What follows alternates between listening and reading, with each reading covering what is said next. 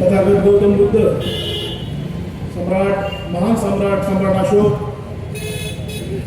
छत्रपती शिवाजी महाराज, आरक्षणाचे जनक महात्मा ज्योतिबा फुले,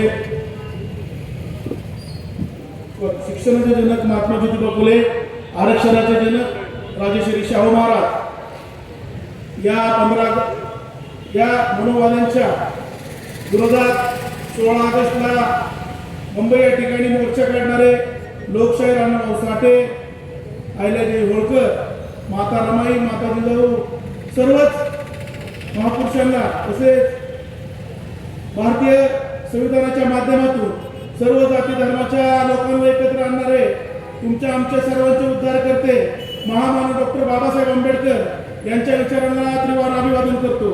आज बारामती या ठिकाणी उपवर्गीकरण विरोधात मोर्चा या ठिकाणी आयोजित करण्यात हेतू सर्व आयोजकांचा आमचा होता की अनुसूचित जातीतील एक समाज विरोध करत आहे, त्या समाजाचा देखील चांगला हो, त्यांचाही विकास व्हावा, आमच्या कुणाच्याही मनात त्यांच्याबद्दल अजिबात कटुता नाही, पण त्यांनी परत पहिले समजून घेतले पाहिजे आपले उपवर्गीकरण झाल्यानंतर तोटा काय होणार आणि फायदा काय होणार हे समजून सांगायलाच कोण नाही।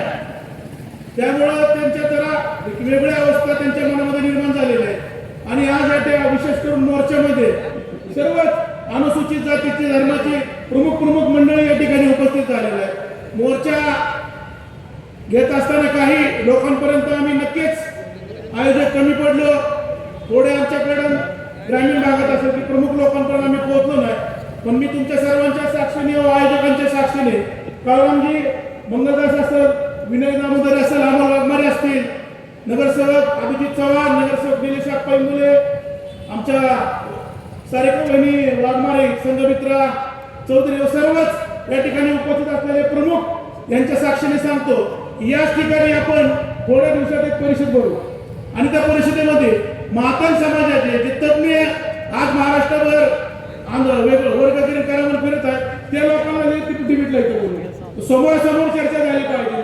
आम्हाला तुमचं नुकसान होऊ नये म्हणून वाटतंय, म्हणून आम्ही या वर्गीकरणाला विरोध करतोय आणि तुमच्या मनात वाटतंय की हे विरोध काय करतात की त्या मातंग समाजाचा फायदा होणार आहे, म्हणून ही महासमाजाची विशेष करून बौद्ध समाजाची लोक आम्हाला विरोध करतात। तर आम्हाला तुम्हाला विरोध करायचा नाही, तुमची प्रगती झालीच पाहिजे। तुम्हाला देखील महामानव डॉक्टर बाबासाहेब आंबेडकरांनी विकासाची वाट दाखवली होती, त्या वाटेने तुम्ही गेला असतात तर कदाचित आज तुमच्या जीवनात सोनं झालं असतं आणि तुमचा उत्कर्ष कोणीच थांबू शकला नसता, परंतु तुमच्यात काही कर्मकांड असेल, तुमच्यातल्या नेत्यांनी जे आता महाराष्ट्रावर आंदोलन करत असतात ते शिक्षणाची आवड निर्माण झाली असती, शिक्षणामुळेच आपला विकास होऊ शकतो, ह्याच्यासाठी मोर्चे काढले असते, ह्याच्यासाठी आंदोलन केले असते, ह्याच्यासाठी वर्गीकरण परिषद घेतल्या असत्या तर तुमचे आज या ठिकाणी सगळ्यांचे बरोबर झाले असते। पण आज कुठल्या तरी एका पिंपरीच्या भारतीय जनता पार्टीच्या आमदाराला नागपूरच्या रेशीम बागेतनं सुपारी दिली जाते, तू तुझ्या समाजात जा, उपवर्गीकरणाचा मुद्दा उचलून धर आणि तुझ्या समाजातल्या लोकांची दिशाभूल कर। त्या आमदाराचं नाव अमित गोडके, त्याची शिक्षण संस्था आहे।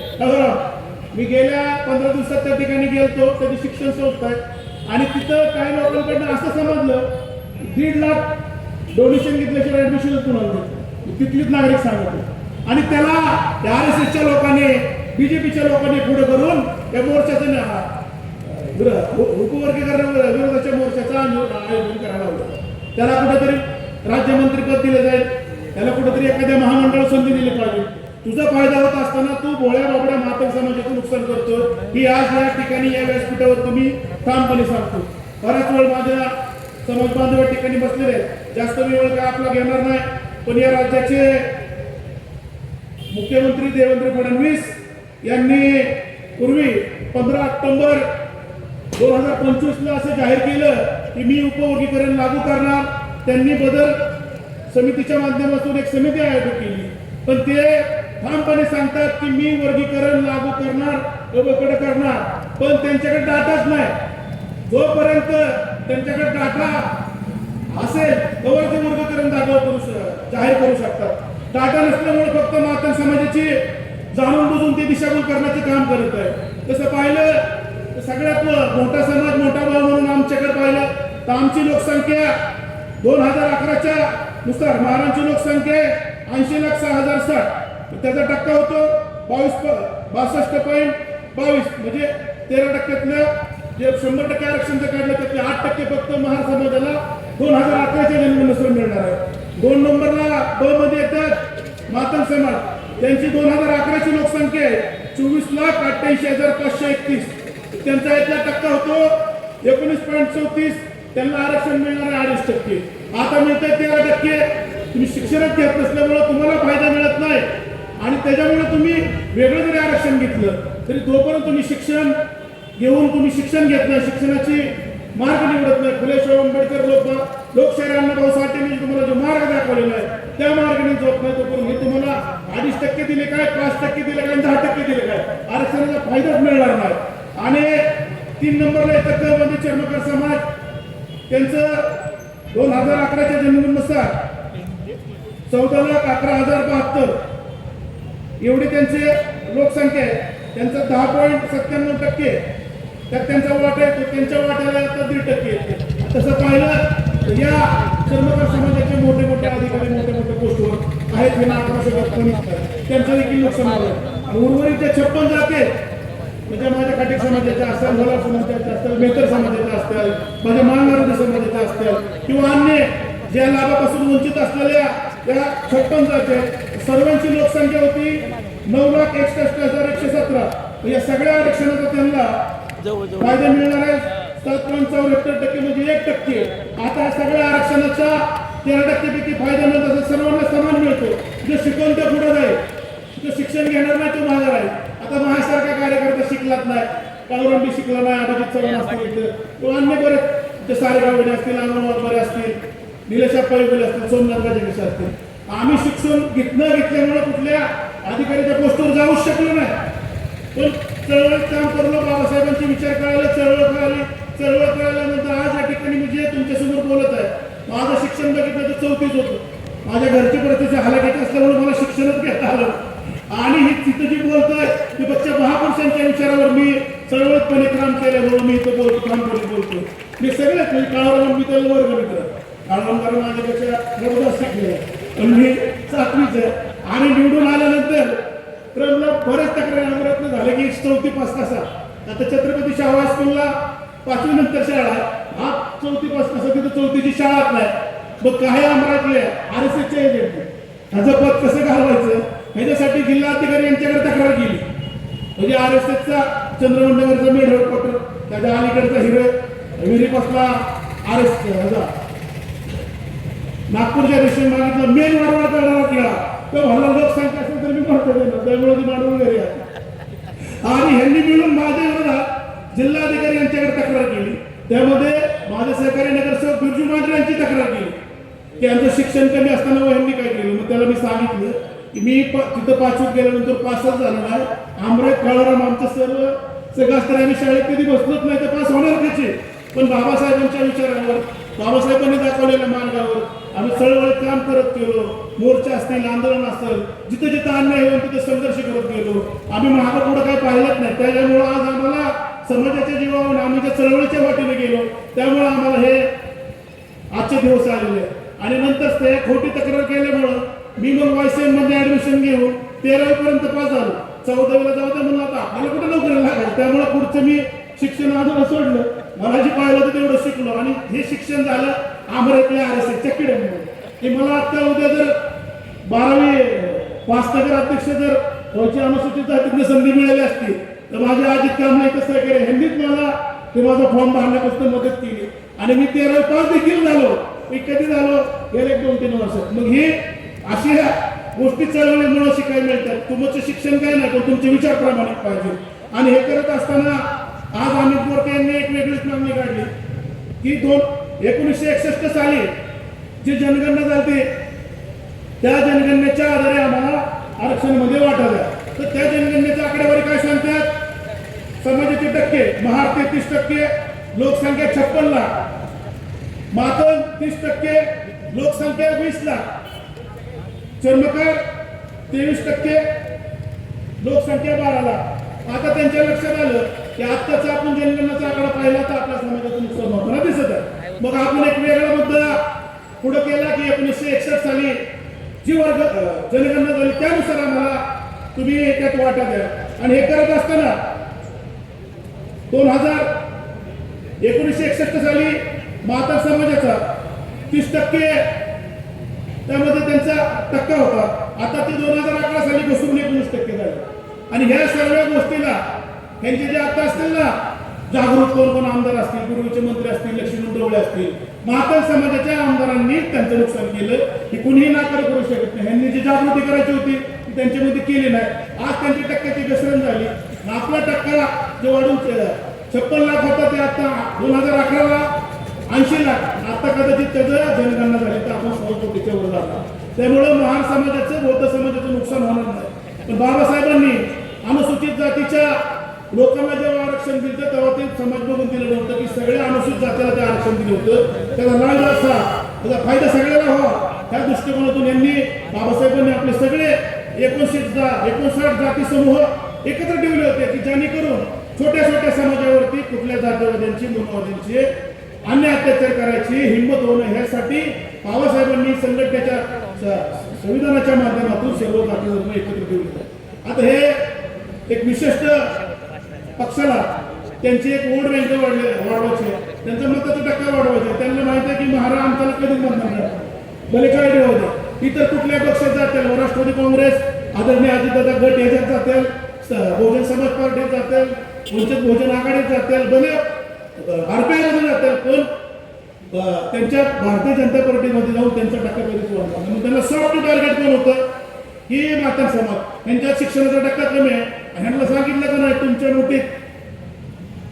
मुठीत हिंदुत्वाची वजन मोठ आहे, झाली सगळी तिकडे पडायला लागली. काय कोण बघा नाही काय.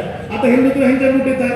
हिंदुत्व ह्यांच्या मुठीत असतं तर देश स्वतंत्र झाल्यापासून 1947च्या आसपास राष्ट्रीय स्वयंसेवकाची स्थापना झाली, RSSची स्थापना झाली.